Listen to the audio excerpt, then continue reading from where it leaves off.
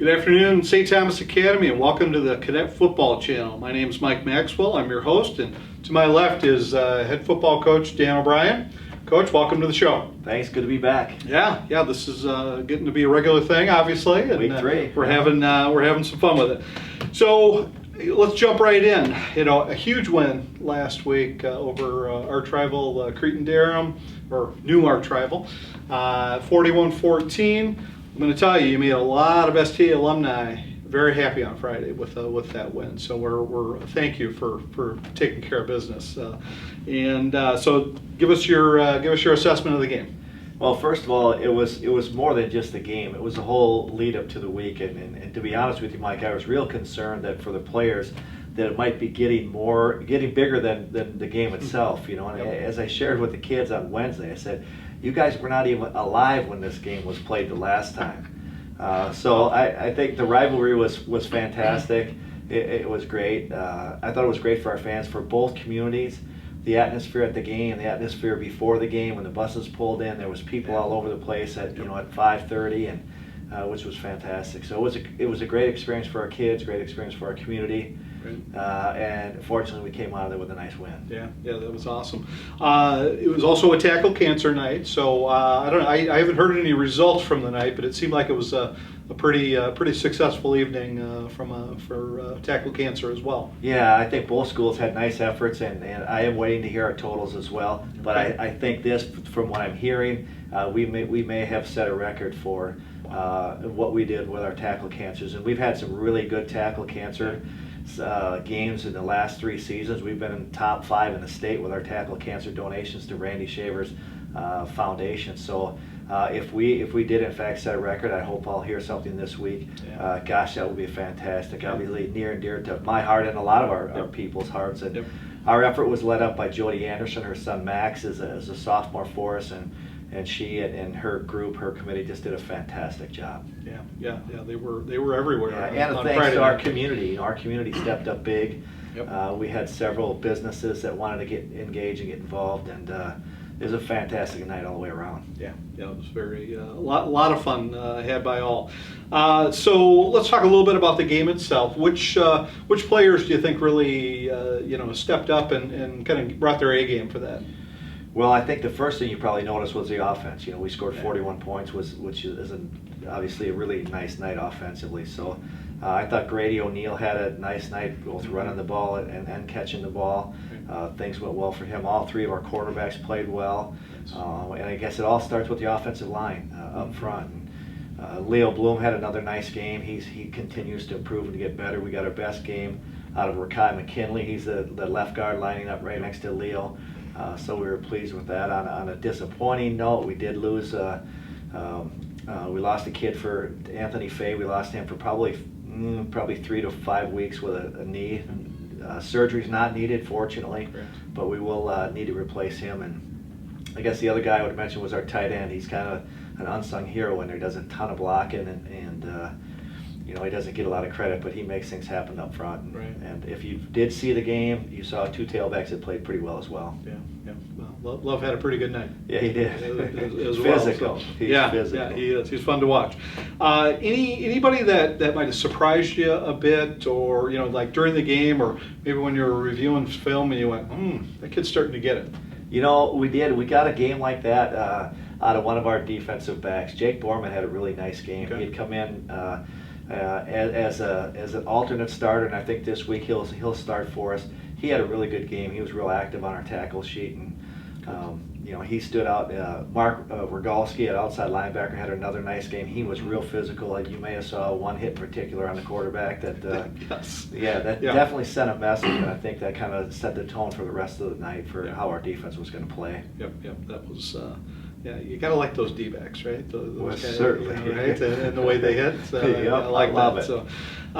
So again, I'll ask you this every week. What are the 1 or 2 things you think you need to work on to continue to get better this week? Well, I sound like a broken record, but we did not tackle well. And some of that credit might goes to their tailback. He was fantastic. He was one of those kids that can change directions without losing speed. Will Hader was his name. And of course, our quarterback, the basketball kid, the Holloman kid, he made us miss a few times. He's real athletic, but at the same time, we practice all week long on tackling. We have to tackle better as the season moves forward. So that would be number one. And number two, again, we had a couple penalties that we didn't need to take. We had a personal foul, which certainly is unacceptable. Can't have those. Those are killers. And then we had another procedure penalty where we jumped off sides, and can't have it. So those will be the things that we'll focus on this week. And we'll continue to try to work on throwing the ball. Obviously, we're going to have to throw the ball better. Our completion percentage was fine. We just didn't throw very much. Right. After we got ahead a little bit, and I get a little bit jumpy, and if we're getting 4 or 5 yards of crack running the ball, I'm reluctant to go away from that when we're trying to burn clock. And the second half, that was one of our goals after we got up 21, was to use all of the 40-second clock, and so that took some plays out of the game as well. Makes it kind of hard to want to throw when you're running well. So I don't think you get knocked by too many coaches with that strategy. So next game Friday night. It's homecoming week. Another Raider team we're playing the Hastings Raiders. A lot going on this week related to homecoming, but also it's reunion week. Alums, going to be touring through the building, in particular, Thursday and Friday. How do you keep the kids focused on what's important, and especially after you following a big win like Friday? Yeah, you know what, Mike, it's hard, and we had a tough Monday practice. Yep. I didn't feel like our focus was good on Monday. Again, as you said, you come off a big game, and it's easy to have a letdown off a big game. Then you throw homecoming in with it. The kids are out of uniform. They're playing trench ball. You're talking about the dance from the weekend before. Then we had rain on Monday as well. So our Monday practice this week was a little bit of a struggle. But we had a little conversation with the coaching staff before that we're going to get them locked in and we're going to focus. So we changed our Tuesday practice a little bit. I put a stopwatch on them and said, hey, if we don't make our drills in a certain amount of time, then we're going to have an opportunity to become a better man through conditioning. We'll put them on the line. I like it. Which we had to do a little bit, but not too much. So we had a better Tuesday practice. Yesterday's practice was fine, and we'll see what today brings us. All right, so Coach, I'm sure Hastings has some pretty good athletes, probably some big guys up on front on the line. What are you expecting from them, and how are you preparing? Well, you're right. It's a typical Hastings team. They are good up front, a little bit better than what they were last year. They're much improved over last year, I think, based on what I've seen. They're 2-1 right now. They've got a couple nice wins. So what I expect to see the last couple of years, they've really thrown it a ton on us. Last year they threw 55 times. I don't know that we'll see that this year. I think that I would expect them to come out and try to run the ball on us. And if they have some success running the ball, they'll continue to do that. If we're able to shut that down, we're going to see the ball in the air a ton, and they've got some nice receivers. I think they have probably the best receiver in the conference, so we'll have to have a plan to stop him. Those an A and a B plan, and we'll see if we do that, we'll be okay. Right, and I'm sure they'd love to beat you on our homecoming. There's no question. Right? No question. Exactly. So what do you hope to see from our guys on Friday night? Well, the goal is to take another step forward. The goal is not to have a letdown after a big win last week and a distracting week of homecoming. I want to see us a little cleaner with our assignments up front on offense. I want to continue to run the ball. You probably hopefully see us throw it a little bit more on Friday night. And defensively, we just need to tackle better.